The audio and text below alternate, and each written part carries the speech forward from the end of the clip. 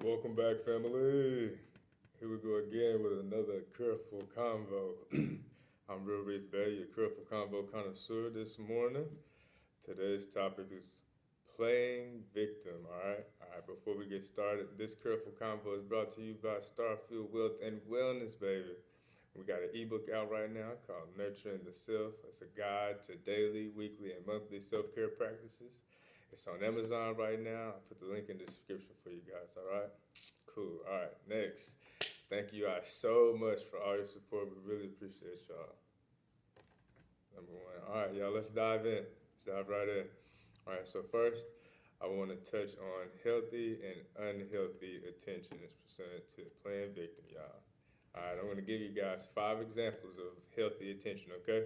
All right, number one is going to blow your mind, all right? Mindfulness meditation, okay?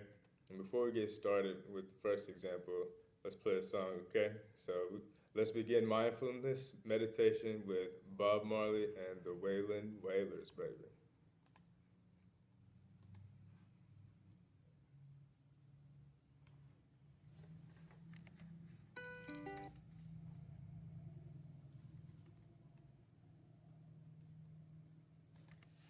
Here we go.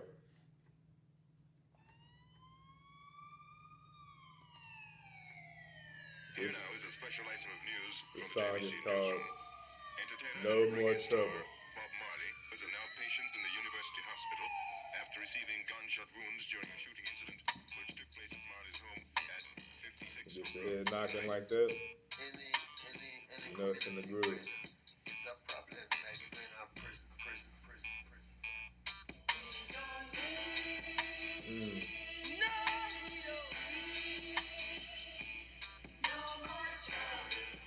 We don't need no more trouble, y'all.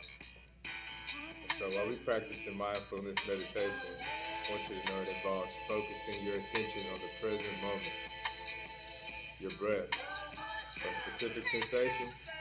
This can help reduce stress and enhance your ability to concentrate. So in this mindfulness meditation, we're going to use spine aligning techniques to cleanse out our chakra. And it's going to look a little bit like this.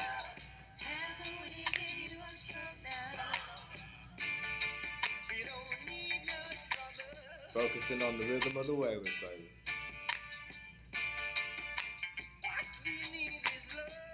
Hey. With that note being hit right there, let's go into number 2. Active listening. When you give someone your full attention during a conversation, you're practicing healthy attention, alright? Active listening involves being present, maintaining eye contact, and truly understanding the speaker's words and emotions. I'll read that again. I'm going to say that again. When you give someone your full attention during a conversation, you're practicing healthy attention.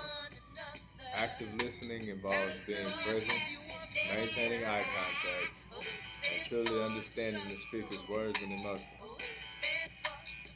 That sounds like Sister Erica right there. Ooh.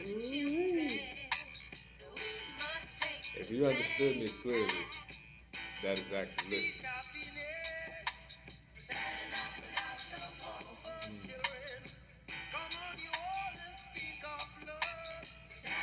Number 3, we're going to talk about going into deep work. So engaging in deep work involves dedicating focused, uninterrupted time to a specific task or project. Hey. By eliminating distractions, giving your full attention to the task at hand, you can achieve higher productivity and better results.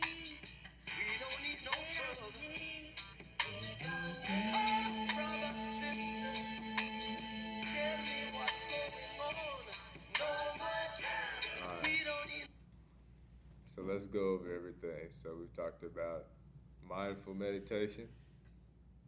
And to do that, we got into focusing our attention on the present moment, breathing, specific sensations, which was the rhythm of the Waylon Wailers. Yes, it was. We worked on active listening, which during conversation, would be present, maintain eye contact, and we make sure that we're truly understanding the speaker's words. That was active listening. And then lastly, deep work, when we give our full attention to the task at hand. And when we do that, we achieve higher productivity and better results.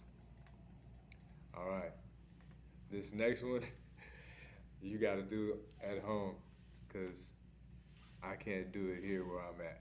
So you got to do it for me, all right? So number 4 is going to be physical exercise. And we're going to keep the spirit of Bob Marley going. And we're going to do get up, stand up. Yeah, because I feel like that's appropriate. Because talking about physical exercise, it requires concentration on your body's movements and physical sensation. So, just like the last song. Stand up. Get up. Stand up. We're going to Stand up use for our your spinal right. lining techniques. Get up. Stand up. Stand up for your right. Get up. Stand up. Hey, that one drop, Stand up baby. for your right. Hey. One more time. Get up. Stand up. Exercise requires concentration on your body's movements and physical sensations, y'all. Whether it's running, yoga, weightlifting, or any other activity, healthy attention to your exercise routine can lead to better physical and mental well-being. Now let's talk about learning and studying. Stand up for your right. We need to stand up for our rights, you guys. Stand up. Alhamdulillah. Don't give up the When you are actively engaged in learning, such as reading a book, studying for an exam, attending class, or you are exercising healthy attention. Don't give up the Yeah, that's healthy attention right there, that rhythm right there. That one drop, Don't give up the fight. the message is Don't give gold. up the fight. Don't give up the fight. Don't give up the Hey, fight. this type of focused learning can lead to better comprehension and retention of information. Don't give up the fight. No. And let's talk about unhealthy attention. Give up the fight. Unhealthy attention refers to situations where focus and attention are either excessive, obsessive, or misdirected in a way that can have negative consequences. Here are 5 examples of healthy, unhealthy attention. Almighty God is a Smartphone addiction. Yes, you constantly checking your phone, social media, or notifications to the point of neglecting real life interactions. Work and responsibilities can be a sign of unhealthy attention. This excessive screen time can lead to decreased productivity or social disconnection. Then there's obsessive overthinking. When you can't stop thinking about a particular word, problem, or situation, and it interferes with your ability to relax or focus on other important tasks, it can be a form of unhealthy attention. Overthinking can lead to anxiety and reduced wellness. So cut it out already. Moving on. Stalking and cyberbullying. Now look here. In cases where someone obsessively tracks or harasses another person online or in real life, it's a manifestation of unhealthy attention, y'all. Stalking and cyberbullying can cause severe emotional distress and negative consequences. Let's talk about gaming addictions now. So, spending an excessive amount of time playing a game to the detriment of your physical health, work, or academic performance, and social relationships is an example of unhealthy attention. Gaming addiction can lead to neglect of other essential aspects of life too. So, let's move on to rumination of past regrets. Rumination is obsessive thinking about an idea, situation, or choice, especially when it interferes with normal mental functioning. Okay? Specifically, a focusing of one's attention on negative or distressing thoughts or feelings that, when excessive or prolonged, may lead to an exacerbate an episode of depression. Constantly dwelling on past mistakes or regrets without taking constructive action can be a form of unhealthy attention also. This can lead to a negative cycle of self-criticism and hinder personal growth and happiness. Unhealthy attention involves being overly fixated on something to the detriment of other aspects of life, or directing attention in ways that can be harmful to oneself or others. It's important to recognize and address these patterns to maintain a healthy balance in life. Alright. Second, I want to talk about stable and unstable connections. Alright. So I want to talk about a stable connection between two people right now. A stable connection between two people can be characterized by mutual respect, support, trust, and open communication. I want to give you 5 different examples of a stable connection between two individuals.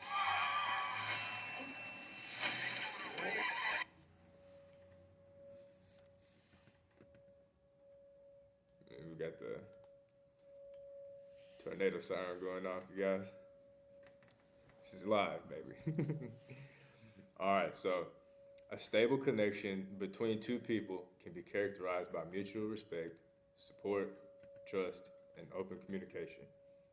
I want to give you 5 different examples of a stable connection between two individuals. All right, here we go. First is empathetic listening. This is when both individuals actively listen to each other's thoughts, feelings, and concerns without judgment. They offer emotional support, understanding, and validation to one another. I'm hearing you and I'm understanding you. So next is effective communication. Healthy connections are built on open and honest communication. Both parties feel comfortable expressing their thoughts, needs, and emotions, and they work together to resolve conflicts or misunderstandings. Now we must discuss mutual respect. In a healthy connection, there is a strong foundation of respect for each other's boundaries, values, and autonomy. Each person acknowledges and values the other's individuality. I think this happens when two people adore one another. It's never a problem when adoration is in the mix. The best part about this is it shows what a genuine connection looks like. All right, next let's talk about trust and reliability. So, trust is a fundamental element of a healthy connection, okay? Both individuals rely on each other to keep their commitments, be dependable, and have each other's best interests at heart. I would like to be in a connection where I know who I'm dealing with has my back and they know that I have theirs. Not only is this mutual, but it also builds trust in the relationship. And over time, when we know who we can depend on, it provides a level of comfort that is top tier. The last point on stable connections I want to talk about is shared growth and support. Okay, healthy connections encourage personal growth and development. Both individuals support each other's goals and aspirations, helping each other become the best versions of themselves. When I see you becoming better at what you chose to take a risk on, and that risk is connected to your purpose, it gets me really excited for you, and my support literally skyrockets. I've been in the position where no one can see your potential, and you have to be your own cheerleader. So, I support. These examples highlight the importance of emotional connection, respect, and support in fostering healthy and fulfilling relationships, you guys. Now we're going to talk about unhealthy connections, because we got to talk about it. Unhealthy connections between two people can be characterized by various negative dynamics, including manipulation, toxicity, and lack of respect. Here goes 5 examples of an unhealthy connection between individuals. Codependency. One or both individuals rely excessively on the other for their emotional well-being, often at the expense of their own needs and independence. This can lead to an unhealthy and imbalanced dynamic. Manipulation. Unhealthy connections may involve one person manipulating or controlling the other through guilt, fear, or deceit.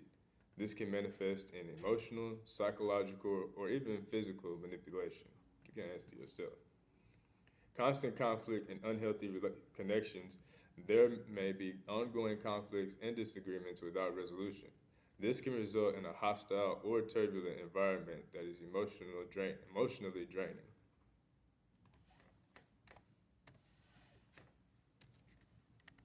Hello, somebody. Lack of boundaries. An unhealthy connection can manifest when boundaries are not respected or even established. This can lead to invasive or disrespectful behavior that causes discomfort and stress. And then isolation. One person may attempt to isolate the other from friends and family, making them more dependent on the unhealthy connection. Isolation can be a form of control and manipulation, which I've touched on in a previous careful combo. I think it was on emotional intelligence. Okay. Confirmation. Alhamdulillah. Notice I did not give my 2 cents on these matters. I'm growing, you see? All right, and these examples demonstrate some of the negative patterns and behaviors that can exist in unhealthy connections. It's important to recognize such dynamics and, if possible, seek support or professional help to address and improve the relationship. Okay, one thing we know that people who play victim do is cover up the truth, all right? So I'd like to input a definition here, and that is double cross. And that means to deceive or betray a person with whom one is supposedly cooperating. All right. Have you been double crossed before? Has someone ever acted like your friend in front of you and you find out later they were laughing or talking about you behind your back? Have your family ever done something like that to you? How did it make you feel?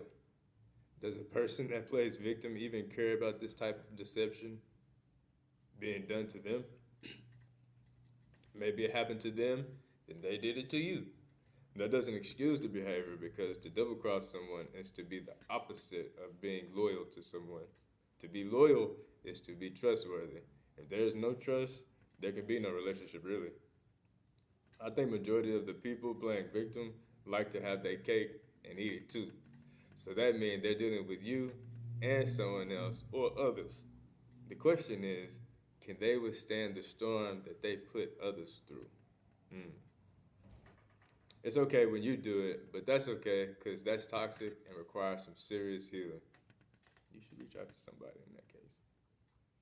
And when you deal with someone who plays the victim and covers the truth, these individuals also give pieces of themselves away due to juggling different people. I think these individuals face the problem of never being whole because they spread themselves so thin and they never face the consequences of their actions. If one can't face their actions head on, then no accountability is involved. And if this is the case, at what time do you get a chance to enjoy making memories? You're always dodging accountability. You can never accept fun or joy. Can you enjoy your memories if you play victim all the time? That's really all I got for today's Careful Convo, you guys. Then again, I say, it's Real Reef Bay. Have a great day and a wonderful Wednesday. Peace.